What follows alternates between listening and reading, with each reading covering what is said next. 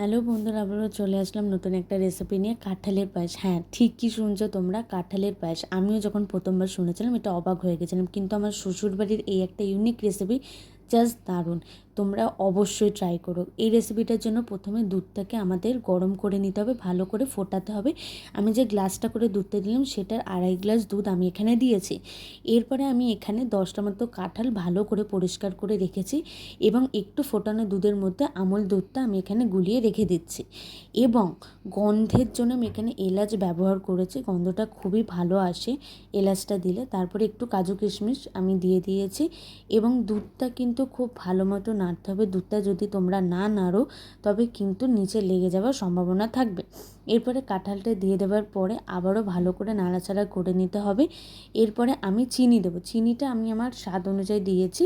যারা বেশি মিষ্টি খেতে পছন্দ না করো তারা দেবে না, কারণ কাঁঠাল একটু মিষ্টি, তাই সেই পরিমাণ অনুযায়ী তোমরা চিনিটা দেবে। তারপরে আমরা আমুল দুধটা এখানে দিয়ে দিলাম।